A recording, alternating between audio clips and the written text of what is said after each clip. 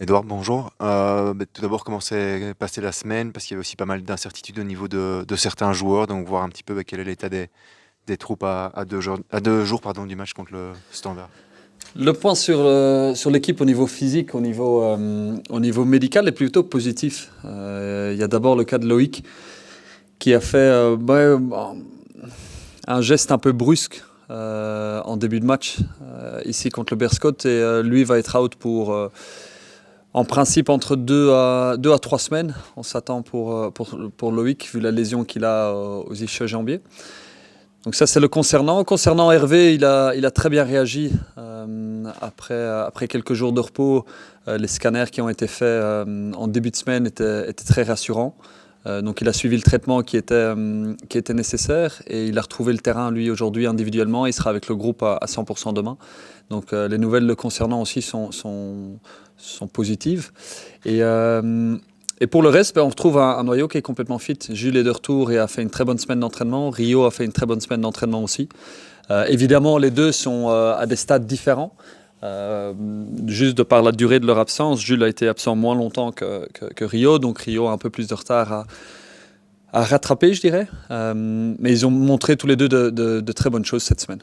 Donc, ce qui est positif pour le groupe dans son ensemble. Et à côté de ça, on a eu une petite frayeur avec Bayo ici dans les derniers jours, qui a fait un faux mouvement hier, donc lui était en spécifique aujourd'hui, et on fera le point avec lui demain matin s'il sera de retour sur le terrain ou pas. Mais il y a une question en tout cas le concernant. Tu te réjouissais évidemment d'avoir de plus en plus de choix de nouveau, malgré tout avec les quelques absences, les quelques joueurs qui sont blessés tour à tour, on va dire. À quel point c'est perturbant finalement de devoir réadapter ton système, ton équipe, etc. Pas seulement en fonction de l'adversaire, mais aussi en fonction finalement des disponibilités. C'est un fait qu'il y a une corrélation directe entre la stabilité de l'équipe et une série de résultats positifs. C'est toujours le cas. Quand on peut aligner ou quand on peut enchaîner les matchs en alignant le même 11 de base, ou en tout cas un 11 de base qui est très similaire, on augmente fortement la probabilité de faire des bons résultats et de rester dans une série qui est positive. Donc oui, à partir de là, à partir du moment où il y a des blessures, il y a des suspensions, il y a des incertitudes, c'est quelque chose qu'il faut gérer et qui est extrêmement délicat à gérer. Parce que au plus les automatismes sont répétés, et pas que en situation d'entraînement, mais du coup en situation de match aussi, au plus fort deviendra le collectif. Donc c'est toujours ça, c'est un équilibre qui est très fin à réussir à trouver entre garder une stabilité dans l'équipe et à la fois faire jouer la compétition au sein de l'équipe et au sein du groupe. Mais c'était un des points les plus importants du match et de la prestation au Beerscot la semaine passée. C'est le fait d'avoir réussi à réagir de façon aussi calme et sereine suite aux deux changements qui ont dû être faits si tôt dans le match, mais aussi vu les absences de Jules, de Rio et de Ali, qui sont tous les trois des titulaires. Donc là, après 20 minutes, on se retrouvait sans une demi-équipe de titulaires. Donc 5 joueurs titulaires qui en un coup, ne sont plus là. Mais de voir comment le groupe a bien géré ça, et malgré le fait d'avoir encaissé 2 buts qui étaient évitables largement, mais c'était un très bon signe pour le collectif. Ça montre que l'équilibre qu'on a au sein du groupe est un équilibre qui est juste. Et à nous de continuer sur cette lancée, mais c'est vrai que au plus vite on réussira à trouver de la stabilité dans la sélection, au mieux ce sera pour tout le monde. Tu disais après le match au Beerscot que tu espérais que cette victoire puisse servir de déclic, vu toutes les circonstances que tu évoquais ici. Est-ce que tu as senti un groupe plus serein ou différent cette semaine dans cet après-match-là? Ça aide en tout cas, c'est certain. Ça aide. Ce qui était très positif, et je pense que là où le groupe a pris confiance et a pu prendre quelque chose de fort de ce match, c'est une certaine forme d'intransigeance qui a été retrouvée dans le dernier tiers. Parce que comme à Bruges, on s'est créé beaucoup d'occasions. Et au final, le score aurait dû être plus large que le 2-3 qui a été obtenu. Mais on a quand même réussi à marquer ces 3 buts et de tuer à des moments clés. Le moment où déjà de prendre l'avance comme ça en début de match, c'est un facteur qui est important. Mais puis de revenir suffisamment tôt en deuxième mi-temps que pour se donner encore l'occasion d'aller gagner le match. Et d'avoir cet instinct de tueur à des moments clés est quelque chose sur lequel on a partagé ça au sein du groupe cette semaine. Et quelque chose dont on a bien l'intention de construire positivement dessus dans les semaines à venir encore. Bonjour Edouard. Retrouver justement cet instinct de tueur, est-ce que tu penses que le fait d'avoir mis deux vrais neufs, enfin deux attaquants de pointe, ça aide aussi devant le but à se procurer plus d'occasions et du coup peut-être être plus réaliste devant le but adverse?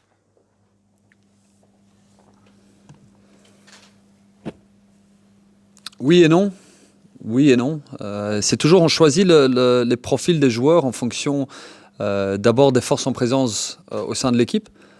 Et puis en fonction du match à venir, on essaie de trouver le meilleur équilibre de notre équipe pour exploiter les faiblesses de l'autre. Et ici, c'était clair pour nous que le plus efficace face à cette équipe du Berscott, vu nos absences, c'était de jouer avec deux attaquants.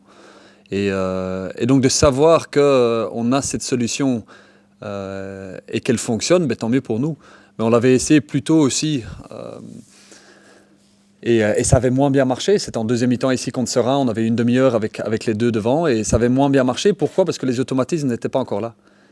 Donc ce n'est pas une question nécessairement de jouer avec deux purs numéro 9 ou de jouer avec un profil d'un 10 et puis un pur numéro 9, d'avoir par exemple Zaroury et Bayo, par exemple, les deux ensemble.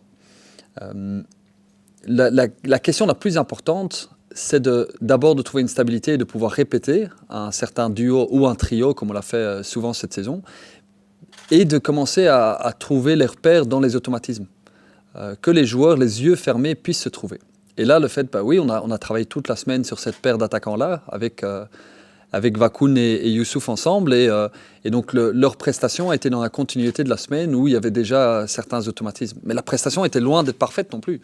Il y avait beaucoup de points sur lesquels ils doivent progresser ensemble, et leur entente doit progresser aussi par rapport au reste de l'équipe. Mais on a aussi vu directement là que Bayo est beaucoup plus avancé que Youssouf pour le moment.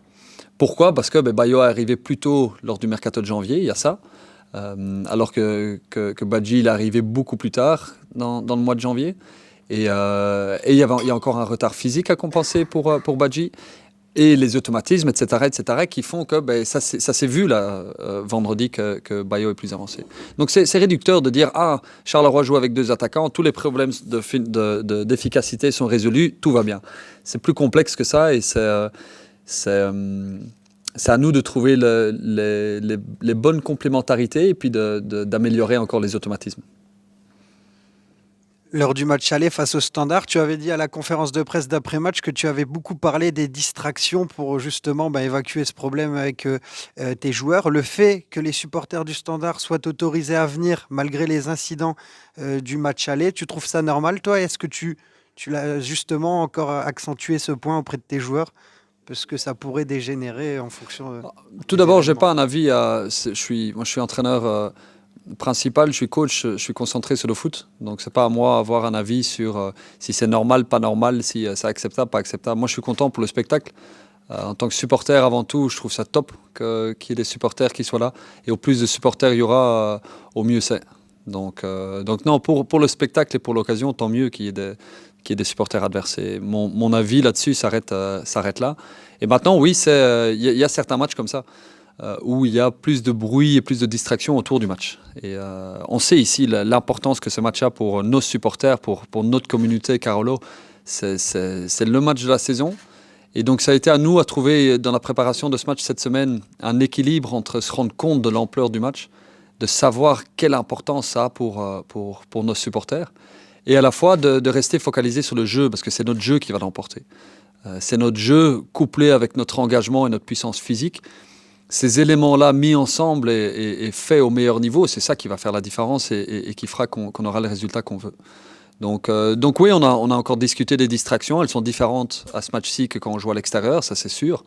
Et nous, on a clairement l'intention ici d'utiliser l'ambiance positive et le fait qu'on aura un public qui sera à 200% avec nous et qui nous portera encore plus que d'habitude.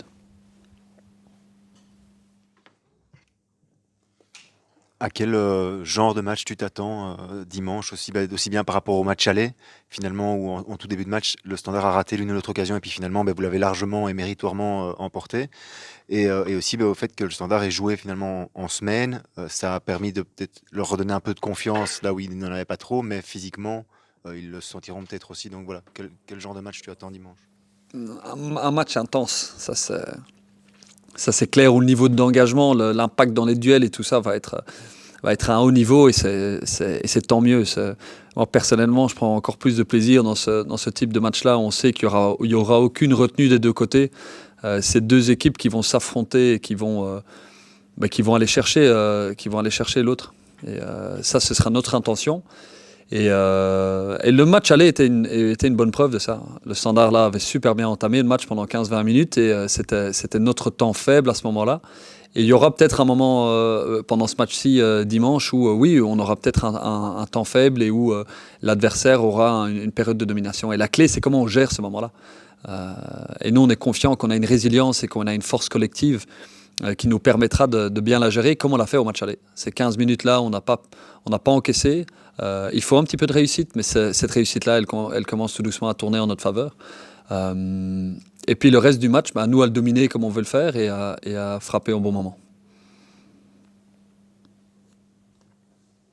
Avec la blessure de Kofi vendredi dernier, Camara risque de jouer dimanche. Quel regard tu portes sur son intérim qui s'est prolongé, lui qui aurait pu jouer ne serait-ce qu'un match si le Burkina Faso avait été éliminé de manière précoce à la CAN? Là, on voit que ça s'étire avec les circonstances. Quel regard tu portes sur lui?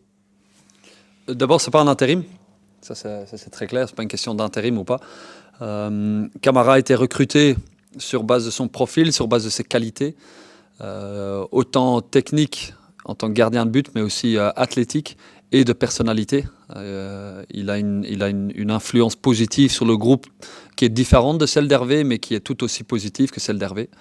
Mais on savait qu'on voulait recruter un numéro 1 pendant le temps que Hervé était absent. Et on savait que c'était peut-être un match et ça allait peut-être en être 5 ou 6 aussi. Donc Bingourou était prêt à ces différents scénarios. Et puis le fait que cette blessure d'Hervé est arrivée, Bingourou était dans un flow qui était positif et donc le fait qu'il soit resté dans l'équipe un ou deux matchs de plus, tant mieux pour lui et il a très bien fait ça. Il a atteint un niveau de performance qui était vraiment bon. Et là aussi, un petit peu comme nos attaquants, il lui a fallu peut-être 2 ou 3 matchs pour prendre ses repères. D'abord individuellement parce qu'il n'avait pas joué depuis longtemps, et puis lui vis-à-vis de l'équipe et l'équipe vis-à-vis de lui. Mais une fois que tout ça était rodé, les automatismes là étaient en place, il a montré toute l'étendue de ses qualités. Et là, on est très confiant, comme après 20 minutes ici où il est monté au jeu, il y avait une sérénité dans l'équipe que non, Bingourou est top. Et il a montré, il a été décisif là, sur une action en fin de première mi-temps où il sort super bien en 1 contre 1.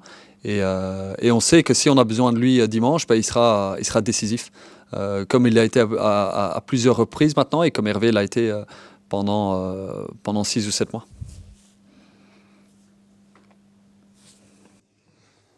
Cette saison, Charleroi est largement le meilleur club wallon. Est-ce que c'est aussi quelque chose dont tu tiens compte, dont tu parles avec les joueurs, ou voilà, ça, c'est trop en dehors du foot et du match finalement, ou bien est-ce que dans le contexte, malgré tout, c'est aussi quelque chose d'important et dont on tient compte? Non, on s'occupe pas de ça. On s'occupe pas de ça, on s'occupe pas du classement. On s'occupe uniquement des choses dont nous on contrôle. Et tant mieux que nous soit aujourd'hui l'équipe entre les deux qui est plus haut au classement, mais on voudrait être plus haut au classement qu'on ne l'est. Et ça, on sait les raisons pour lesquelles on ne l'est pas, mais c'est quelque chose qu'on a bien en tête et vers lequel on veut simplement progresser. Donc non, pourvu que ça dure, mais certainement on n'est pas occupé avec ça.